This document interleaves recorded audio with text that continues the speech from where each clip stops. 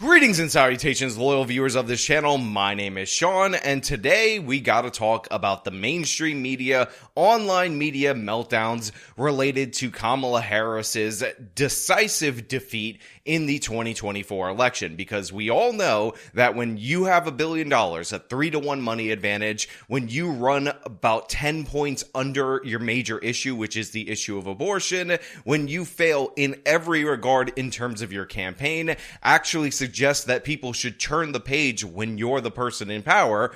Obviously, it's the voters' fault. It's those no good Latinos' fault. It's those no good white women's fault. And that's what we're going to talk about today. The mainstream left-wing media attacking everyone and anyone. And by the way, the online media is doing this as well because they cannot accept that they ran a horrible candidate who ran a horrible campaign. Now, we're going to get into this, but before we do, I want to thank everybody who supports this channel via actualjusticewarrior.com/join. Give me the money. Give me the money, okay? I think if you look at the New York Times this morning, the headline was America Makes a Perilous Choice. I think that in 2016, we didn't know what we would get from a Trump administration, but we know now. And we know now that he will have almost unfettered power. And so I worry. So one of the things that I absolutely love about this statement from Sunny Hostin is that it's actually true, but not in the way that she thinks it is, because she's saying, oh, in 2016, we didn't know. Now, by the way, if you rewind to 2016, she was calling everybody an evil white racist for daring to vote for Trump back then. But now we do know. We do know what Trump will do. And the thing is, this actually works against the Democrats because we had a Trump term and most people reported better economic outcomes during that previous Trump administration. So ironically, Sunny Hostin is telling the truth right here, even though her estimation of what went down during the first Trump term is wildly different from what you guys out there in the audience believe went down, and of course, the reality of what went down. So she's already upset, she's already angry, she's very, very sad because how dare you not vote for Kamala Harris, because Kamala Harris was entitled to the presidency. I mean, they installed her as the head of the ticket without getting a single vote in the Democratic primary, and it was your job to fall in line, obey her, and vote for her because she is partially black. And so I worry not about myself, actually. I don't worry about my station in life. I worry about the working class. I worry about my mother, a retired teacher. I worry about our elderly and their Social Security and their Medicare. I worry about my children's future, especially my daughter, who now has less rights than I have. And I remember my father telling me many, many years ago that I was the first person in his family to enjoy full civil rights. And now I have less civil rights than I had when he told me that. So one of the things that I absolutely find hilarious about this is that Sunny Hostin's saying she's worried about her daughter who has less rights than her. She's worried about the working class, but she's not worried enough about the working class to ever talk to them, to ever find out the issues that motivate them. Of course, she just assumes that they're a bunch of racist, sexist bigots.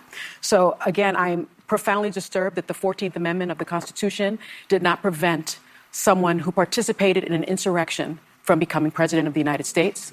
I think that going forward, the convicted felon box on employment applications better be taken off, because if you can be the president of the United States, then you should not be prevented from employment in this country, because I remember applying for my jobs as a federal prosecutor, and there was a box for convicted felons. Well, and so that box better be taken off. So here comes the virtue signals. She talks about how, oh, you have to take the convicted felon box off the job applications, because if you could be a convicted felon and be president of the United States, then you should not be able to have that box to discriminate against anybody who commits crimes whenever they apply for a job. Now, I will just point out that when you ban the box, which is a movement that happens across the country, what ultimately ends up happening is that black people get hired less often, not more often, because this was a good way to distinguish among the higher criminal population that exists, specifically among black males, who was a criminal and not a criminal. So, of course, she's advocating for a policy that ends up hurting law-abiding black citizens in her virtue signal. But secondly, Trump's felony convictions, the stupid business crimes that Alvin Bragg, for political reasons, brought against him and upgraded to felonies, again, for political reasons, chances are that they might be dismissed. They might be thrown out once he goes back to court in New York, because what ends up happening is even though you get convicted by the jury, you're not actually technically considered a felon until you're sentenced. So if at sentencing they toss those convictions, guess what? Even this phony attack against the evil orange man will be kaput. It will be gone. I'm worried about mass deportation and internment camps, and I'm also worried about Elon Musk warning Americans to prepare for temporary hardship. So she ends up wrapping up by saying that she's worried about mass deportations. Again, illegal immigrants first in these people's minds. They don't realize that one of the major reasons that they lost the election, one of the major reasons that they lost so much ground with Latinos, is that they kept offering Latinos open borders, despite the fact that Latinos said time and time again, immigration is not their number one issue. The economy is their number one issue, and they would either talk about the economy or inflation as their top two consistently, yet liberal elites like Sunny Hostin would say over and over and over again, here's some open borders, also your language is dirty and filthy and disgusting, so we're going to call you, instead of Latinos, Latin X. So is anybody surprised that when Republicans take the time and make the effort to reach out to these voters, that they actually gain ground with these voters? Well, although nobody should be surprised, obviously the woke left is surprised by this. I'm surprised at the result, but I'm not surprised. As a woman of color, I was so hopeful that a mixed race woman married to a Jewish guy could be elected president of this country. Mm-hmm. And I think that it had nothing to do with policy. I think this was a referendum of cultural resentment in this country. Well, I think it, So that gets a big hand from the crowd. She says it has nothing to do with policy. It was all about cultural resentment. Yet time and time again, what we find out is that it had everything to do with policy. Again, Trump didn't just gain ground in some counties, in some swing states to barely win. He is on track to win the popular vote. He gained ground almost everywhere. In fact, the only demographic that it appears that he lost ground on was wealthy people, people who make over $100,000 a year. One of the biggest winner counties or winner areas for Kamala Harris was the District of Columbia, which is one of the more wealthy places in the entire country. So this is exactly what we were telling you was going to happen during the course of this election. People kept mentioning that you're totally out of touch. And again, you ran a horrible candidate that told people to turn the page when she was the person in office. So yeah, cultural resentment, oh, evil white racism, we get it. We all understand that's where you're coming from. And this is why you'll never fix the problem. In fact, there are people going out there saying that Kamala Harris ran a perfect campaign. And I think it's important to say that, anyone who has experienced or been in the United States for any period of time and experienced this country's history and knows it cannot have believed that it would be easy to elect a woman president, let alone a woman of color. Mm-hmm. Let's just be clear. Mm-hmm. And nothing that was true yesterday about how flawlessly this campaign was run is not true now. I mean, this really was an historic, flawlessly run campaign. Queen Latifah never endorses anyone. She came out and endorsed. She had every prominent celebrity voice. She had the Taylor Swiftie to the Swifties. She had the Beehive. You could not have run a better campaign in that short period of time. And I think that's still true. Mm-hmm. And the metric that they use to say that she ran a perfect campaign is that she raised over $1 billion in a very short amount of time. But the thing is, money is a tool. What you do with that money is what actually matters. And again, as I said in the open, she had a 3-to-1 money advantage over Donald Trump, over the evil orange man. She ended up $20 million in debt in terms of her campaign because she squandered all of that money. She was embarrassing throughout the whole course of this campaign. The only time that she was rising in the polls was in that first 6 weeks when she refused to do any interviews, refused to tell anybody anything about policy. And the reason why, if you look at the generic Democrat polling versus Donald Trump, is because people saw her as a generic Democrat because she wasn't saying anything about policy. After the convention, she did nothing but drop in the polls. And out of desperation, when she was already crashing in terms of her campaign, she decided to try to reach out to Republicans. But then she did that in the worst way possible by trying to reach out to the Cheneys and other neoconservatives that people have fallen out of favor with in the entire country. And by the way, the result of that, she actually got less registered Republicans voting for her than did Joe Biden. Absolutely a disaster from top to bottom for Kamala Harris. And again, the issues were economic based. Now, we're going to throw it over to the majority report because this clip is absolutely hilarious and I want to play it for you. One thing I'll just get a little emotional about is it does, as a woman, feel pretty I feel like the humanity of women and their rights, no one cares. And even in the face of Trump and everything that he represented, that's a tough pill to swallow. So to say that Emma Vigeland is melting down is the understatement of the century. She actually put out a tweet slamming the white women and saying, oh, I can't believe I expected them to be good enough people to not vote for the evil orange man, and she's one of the good ones and all that. Quote, can't believe I actually had faith in other white women to choose our collective reproductive rights over their own whiteness. Naive and dumb. Now, I do agree with the naive and dumb part, but not because of what you said overall in this tweet. But the tears right here are well deserved for her, and this is for a number of reasons. Because normally, I would try not to laugh at somebody who is crying, but the thing is, Emma Vigeland doesn't have those standards. You remember Sarah Comrie? She was a pregnant 36-year-old physician's assistant who just got off her shift at work. She ended up renting an e-bike so she could make it to her home in Brooklyn. However, even though she legitimately rented the e-bike, what ultimately ended up happening on video was that 5 black youths ended up forcing the bike back into the dock, taking it from her, filming her, and then painting her as an evil white racist. And guess who ended up mocking her for crying in this situation? I mean, I ride city bikes, which is clearly what they're using there, and it's not that hard to figure out. If you're doing it on the app, it'll say which bike and which. It'll have a label at the docking station for which bike she's in reference, or they're both referencing. So honestly, it should have been pretty clear to her, but. She's in work clothes, so my first thought was, is she drunk? Like, is she? I don't know, but she just seemed really out of it, and she's straight up racist, totally. But there was like, she wasn't really making a ton of sense, which was bizarre. And they were like, "This is my bike. Just go to the other bike."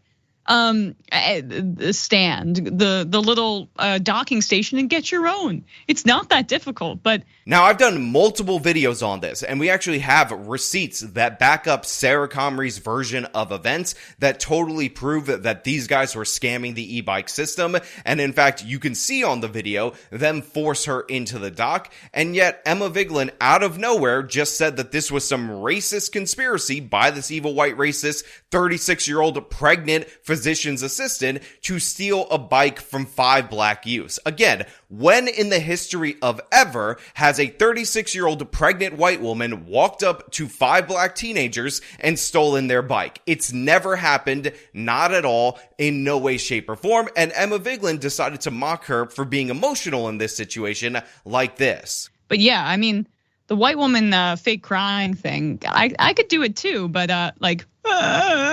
and then you just turn it off. So when I see Emma crying about how she didn't get the outcome in her election, how the candidate that stole the nomination, threw out 14 million primary votes, ran a horrible campaign, ultimately ended up losing, all I have to say to you is shut up. Stop crying, grow up, and honestly, if you do want to cry, don't do it on air in such an embarrassing way. Go to your frozen yogurt / bookstore in Brooklyn and cry amongst your loser Antifa friends. This spoiled brat is this upset about an election, crying about it on air. Meanwhile, when actual everyday people, actually pregnant women, by the way, who have to deal with the consequences of being pregnant in today's United States of America, are being harassed by 5 black teenagers, she assumes in her brain that that's the villain because she's white.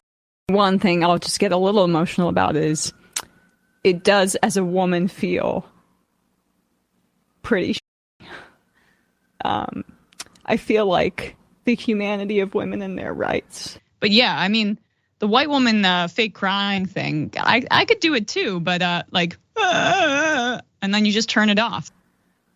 No one cares. And even in the face of Trump and everything that he represented. That's a tough pill to swallow. When it came down to having a regular working person having a negative interaction, which, by the way, she was 100% in the right, and those kids were 100% in the wrong in, she decided to jump on her, attack her. And by the way, the left wing was pushing for this woman to be fired while she's visibly pregnant based on the scenario that they concocted in their head that had no connection with reality. So again, shut up. What do you think pushed that, especially with the Hispanic voters going for Donald Trump as much as they did? Because that made a big difference. I think that a lot of it was he was able to sell a lot of Hispanic voters that immigration was a threat to them, that some of the people coming across the border was a threat to them. I think that we've got to be honest, among Hispanic men and black men, there's a lot of misogyny. And I think that we've got to deal with the reality that he appealed to this whole false macho thing that some black men and some Latino men went for. And then, of course, we have on Joe Scarborough, Al Sharpton, one of the worst people in American politics, following suit, saying that the reason why Trump made gains among blacks and Latino voters is because of the misogyny, because of the racism, because of this false macho attitude, and the false perception that illegal immigration hurts them. The thing is, Al Sharpton, the thing is, left-wing media, illegal immigration does hurt them. We've seen these black voters in cities like Chicago, in Denver, in New York City, complain over and over and over again about resources for them being cut in order to benefit the migrants. They've been telling you that they don't like this, that they're against this, yet you didn't listen. In fact, you removed Joe Biden from office, who, by the way, called for these people to surge to the border. Let's play that clip again. I would, in fact, make sure that we immediately surge to the border. All those people are seeking asylum. They deserve to be heard. That's who we are. We're a nation that says if you want to flee and you're fleeing oppression, you should come. And installed Kamala Harris, the border czar, the person that Joe Biden put in charge of this problem, that allowed these people to flood into this nation, as the candidate. And then she ended up saying, well, listen, I know we didn't do anything for 3.5 years about this problem, but we had a so-called compromise bill that let in, by the way, almost 2 million illegal immigrants every year. They just legalized them, thus making the problem worse. And the Republicans, and specifically Donald Trump, the evil orange man, he ended up quashing that. Yeah, these people didn't believe that Kamala Harris was going to do anything about immigration because she wasn't doing anything about immigration. She was denying it as a problem. And again, I said this to everybody out there in the audience when I was worried about her potentially winning, that this would be taken as a mandate to the Democratic Party, that they could ignore the immigration issue for 3.5 years, let all these people flood into our country over and over again, maximize all the city resources that they want while you're getting cuts, because if they just pretend to care about it a couple of months before the election, the electorate will fall for that. Well, guess what? I'm happy to report that that is not the case. But of course, it's always the voters, it's always the sexism, it's always the misogyny. It can't be that Kamala Harris was totally out of touch with reality, and every time they asked her a question about something substantive, she would talk about how she grew up in a middle-class household and how they cared about their lawns. I grew up a middle-class kid. My mother raised my sister and me. She worked very hard. She was able to finally save up enough money to buy our first house when I was a teenager.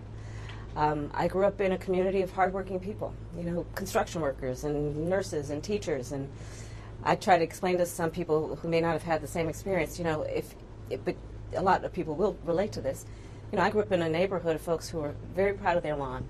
And you should relate to the fact that they cared about their lawns in the neighborhood that she grew up in, which, by the way, was a middle-class household, middle-class household. They didn't want to confront the past issues on the border. It took them too long to confront that. We talked about a transgender inmate ad that ran 30,000 times that the Democrats refused to respond to. So the funny thing about this is that Scarborough is melting down. He ends up bringing Al Sharpton on. He agrees with him about the misogyny and the racism and the sexism and the evil white racism among blacks and Latinos in the United States of America. But then after Sharpton gets off this segment, he starts talking about some of the actual problems that Kamala had, including the 2 ads about transgender inmates that Trump ran that Kamala's only response to was to bitch about because they were so effective. Kamala supports taxpayer-funded sex changes for prisoners. Surgery. For prisoners. For prisoners. Every transgender inmate in the prison system would have access. It's hard to believe, but it's true. Even the liberal media was shocked Kamala supports taxpayer-funded sex changes for prisoners and illegal aliens. Every transgender inmate would have access. Kamala's for they, them. President Trump is for you. I'm Donald J. Trump, and I approve this message. He murdered a father of 3, sentenced to life in prison. Kamala Harris pushed to use tax dollars to pay for his sex change. I made sure that they changed the policy so that every transgender inmate would have access. It sounds insane because it is insane. Kamala was the first to help pay for a prisoner's sex change. The power that I had, I used it in a way that was about pushing for the movement, frankly, and the agenda. Kamala's agenda is they, them, not you. I'm Donald J. Trump, and I approve this message. Look, these 2 ads absolutely were devastating. That's why the Democrats have complained about them so much. And what's great about this is that they complain about Trump distracting from the issues because they can't complain about the inaccuracy of the ads. And Kamala Harris had no response except to complain about it, whine about it, say it was not fair that Trump could actually play things that she actually said and show what she actually supported. And then they tried to pretend that Trump wasn't supportive of this policy because somewhere in the federal government they had this policy while he was president, even though there were no cases while he was president. Then he ends up dropping the second ad, which shows that while she was AG of California, this was a priority for her. She ended up doing this for a murderer, and that's exactly the kind of liberal idiocy, progressive idiocy, that really hurt her campaign. And it's funny because people will say, oh, Kamala ran away from the woke during her election, which is true. She tried to do the Obama, I'm above racial politics and all that stuff throughout her campaign. But the thing is, we knew who she was from before. The only reason she was on the ticket in the first place was because of the Black Lives Matter riots. By the way, we got to talk about candidates and ballot initiatives related to the BLM effect that completely got killed this election night. And the only reason they didn't choose a better candidate than her is because they thought it would be racist and sexist to pass over the black woman vice president. Again, I know people are going to say she's only a quarter black, but relax, for the purpose of this conversation, it doesn't matter, in order to benefit a white man like Gavin Newsom or whoever they were going to install. Yes. But I do have an indictment of some of the strategy. And again, the people that said Joe Biden was the problem. Where's my camera? He was not the solution. He was not the solution. I will just note that it is probably not the best idea that Democrats orchestrated a very public stab fest, a proverbial stabbing in the front of the sitting president of the United States of America, and then didn't use him in his hometown of Scranton, Pennsylvania. I will defer to Mr. Lemire. Now, with that being said, my absolute favorite clip of all the clips is Simone Sanders, who is a Biden surrogate, coming out and talking about Joe Biden, talking about how the Harris team and the Democrats were stabbing Joe Biden in the chest, even though they stabbed him in the back, and her saying that that was not fair to him. And this is what I'm really in for, the beginning of the ripping of Biden's team and Harris's team apart by one another, because Biden, of course, is still angry about that coup. Make no mistake about it. But of course, I want to know what you guys think about this down in the comments below. Did you expect the Democrats to learn any valid lessons from this election? Or like me, did you expect them to find that challenge impossible? Again, if you like this video, show them by leaving a like, subscribe for more content, follow me on my social media, support me via the support links in the description of this video. This has been me talking about the Democrats going into full denial mode. Till next time.